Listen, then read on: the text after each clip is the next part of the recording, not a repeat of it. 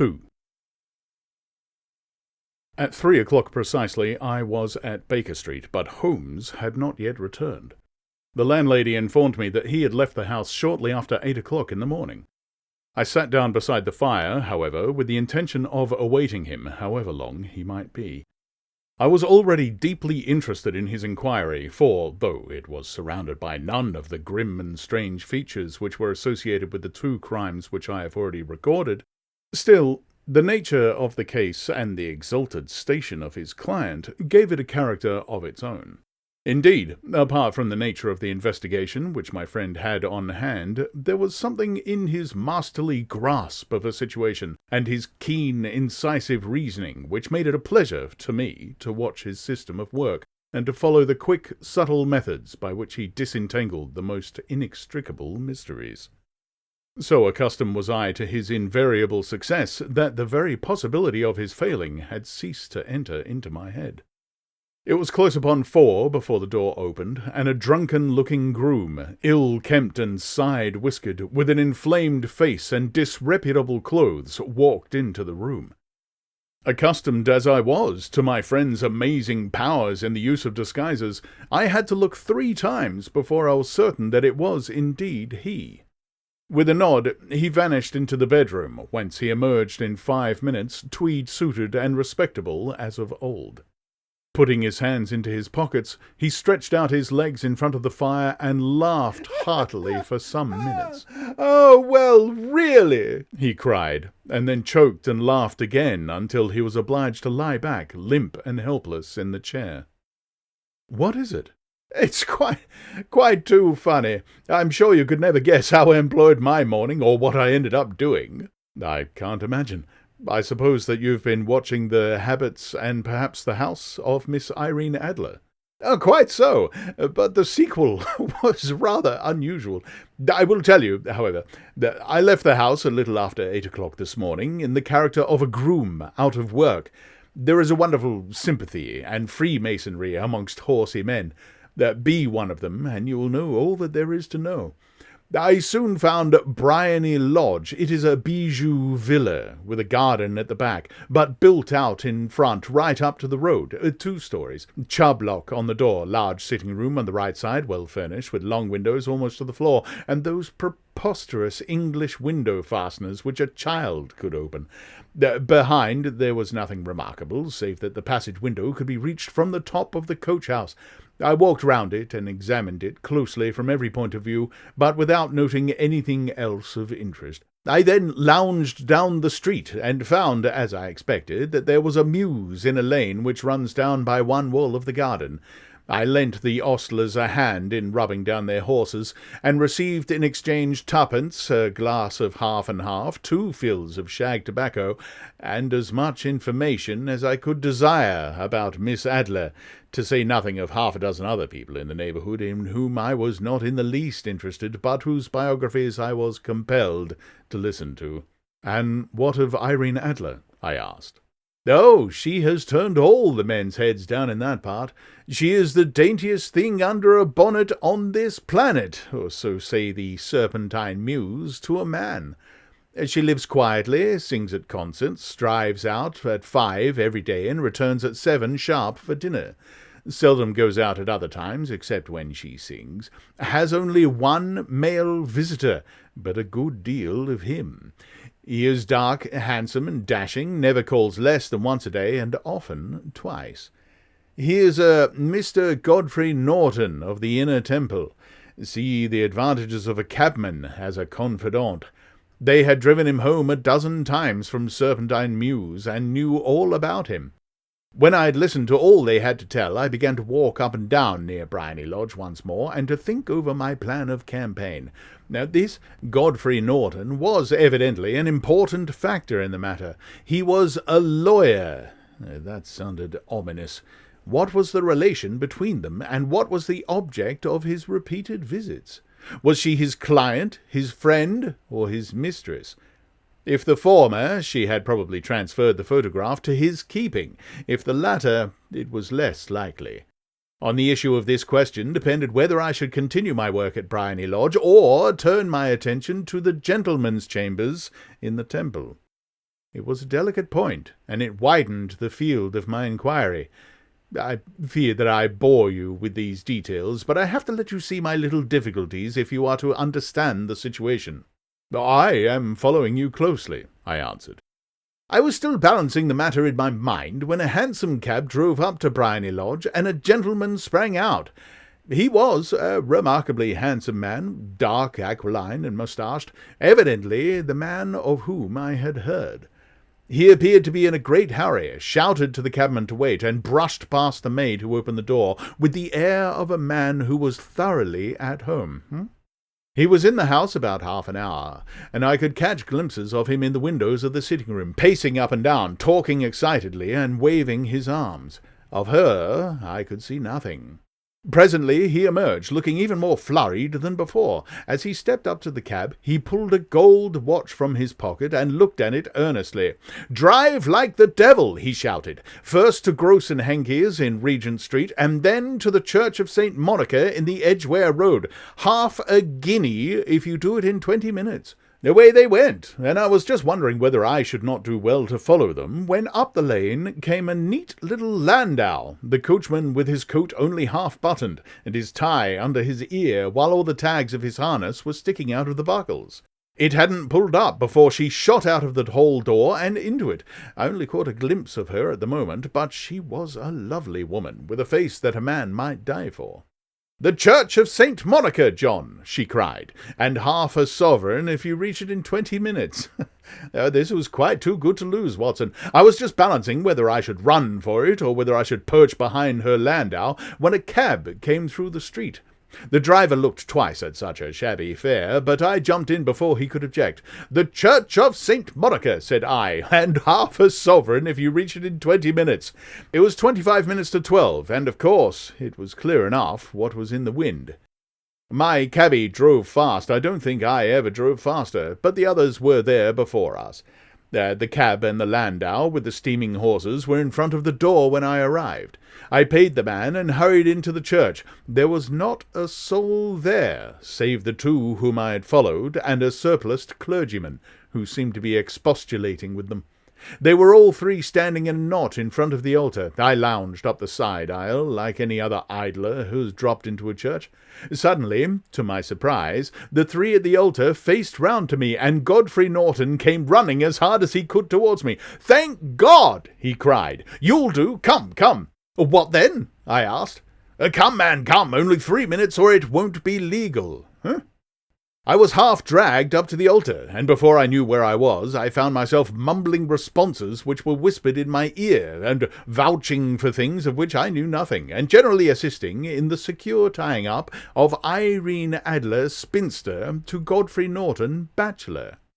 It was all done in an instant, and there was the gentleman thanking me on the one side and the lady on the other, whilst the clergyman beamed on me in front. It was the most preposterous position in which I ever found myself in my life, and it was the thought of it that started me laughing just now. It seems that there had been some informality about their license, that the clergyman absolutely refused to marry them without a witness of some sort, and that my lucky appearance saved the bridegroom from having to sally out into the streets in search of a best man. The bride gave me a sovereign, and I mean to wear it on my watch chain in memory of the occasion."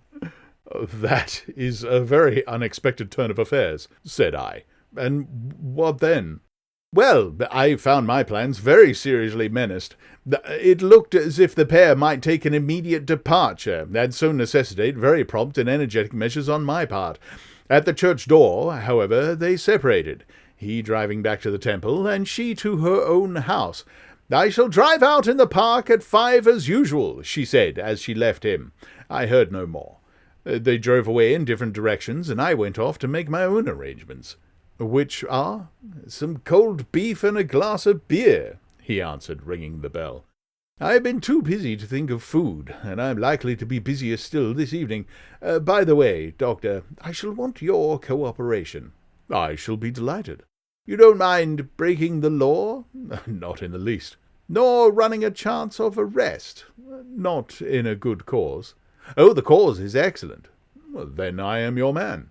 "I was sure that I might rely on you." But what is it you wish?" When Mrs. Turner has brought in the tray, I'll make it clear to you.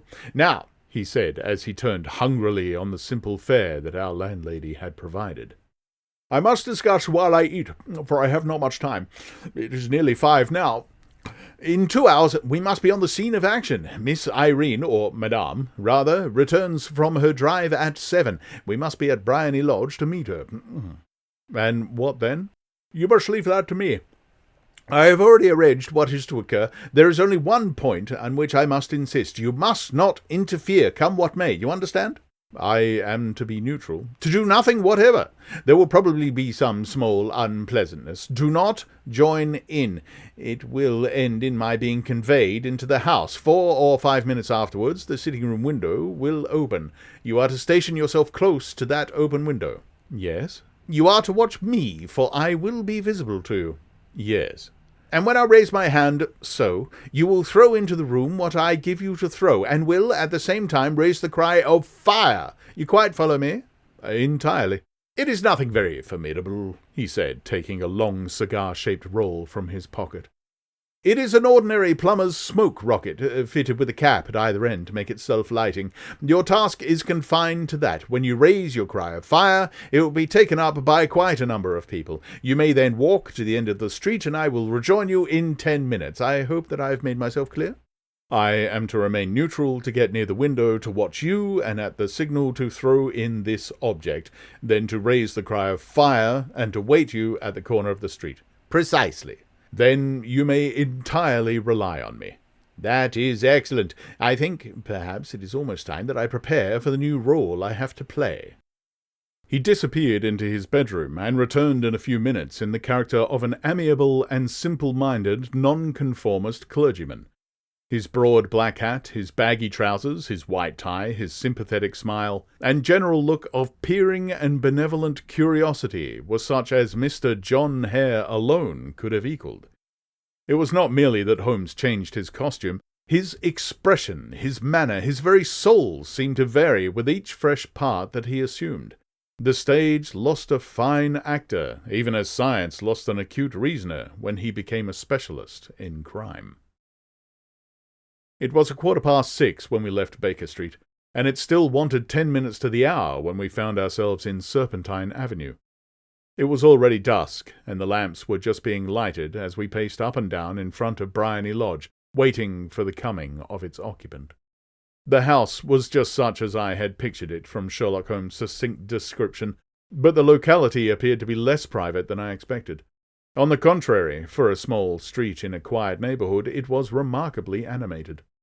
There was a group of shabbily dressed men smoking and laughing in a corner, a scissors grinder with his wheel, 2 guardsmen who were flirting with a nurse girl, and several well-dressed young men who were lounging up and down with cigars in their mouths. "You see," remarked Holmes as we paced to and fro in front of the house, "this marriage rather simplifies matters. The photograph becomes a double-edged weapon now. The chances are that she would be as averse to its being seen by Mr. Godfrey Norton as our client is to its coming to the eyes of his princess. Now, the question is, where are we to find the photograph?" "Where, indeed?" "It is most unlikely that she carries it about with her. It is cabinet size, too large for easy concealment about a woman's dress. She knows that the king is capable of having her waylaid and searched. 2 attempts of the sort have already been made. We may take it, then, that she does not carry it about with her." "Well, where, then?" "Her banker or her lawyer, there is that double possibility, but I am inclined to think neither. This lady is naturally secretive, and likely likes to do her own secreting. Why should she hand it over to anybody else? She could trust her own guardianship, but she could not tell what indirect or political influence might be brought to bear upon a business man. Besides, remember that she has resolved to use it within a few days. It must be where she can lay her hands upon it. It must be in her own house." "But it has twice been burgled." "Sure, they do not know how to look." "But how will you look?" "I will not look." "What, then?" "I will get her to show me." "But she will refuse." "She will not be able to. But I hear the rumble of wheels. It is her carriage. Now carry out my orders to the letter." As he spoke, the gleam of the sidelights of a carriage came round the curve of the avenue. It was a smart little landau which rattled up to the door of Bryony Lodge. As it pulled up, one of the loafing men at the corner dashed forward to open the door in the hopes of earning a copper, but was elbowed away by another loafer who had rushed up with the same intention. A fierce quarrel broke out, which was increased by the 2 guardsmen, who took sides with one of the loungers, and by the scissors grinder, who was equally hot upon the other side. A blow was struck, and in an instant the lady, who had stepped from the carriage, was the centre of a little knot of flushed and struggling men, who struck savagely at each other with their fists and sticks. Holmes dashed into the crowd to protect the lady, but just as he reached her, he gave a cry and dropped to the ground, with the blood running freely down his face. At his fall, the guardsmen took to their heels in one direction and the loungers in the other, while a number of better-dressed people, who had watched the scuffle without taking part in it, crowded in to help the lady and to attend to the injured man. Irene Adler, as I will still call her, had hurried up the steps, but she stood at the top with her superb figure outlined against the lights of the hall, looking back into the street. "Is the poor gentleman hurt much?" she asked. "He is dead!" cried several voices. "No, no, there's life in him," shouted another. "But he'll be gone before you can get him to hospital." "He's a brave fellow," said a woman. "They would have had the lady's purse and watch if it hadn't been for him. They were a gang, and a rough one too. Ah, he's breathing now." "He can't lie in the street. May we bring him in, ma'am?" "Surely. Bring him into the sitting-room. There is a comfortable sofa. This way, please." Slowly and solemnly he was borne into Bryony Lodge and laid out in the principal room, while I still observed the proceedings from my post by the window. The lamps had been lit, but the blinds had not been drawn, so that I could see Holmes as he lay upon the couch. I do not know whether he was seized with compunction at that moment for the part he was playing, but I know that I never felt more heartily ashamed of myself in my life than when I saw that beautiful creature against whom I was conspiring, or the grace and kindliness with which she waited upon the injured man.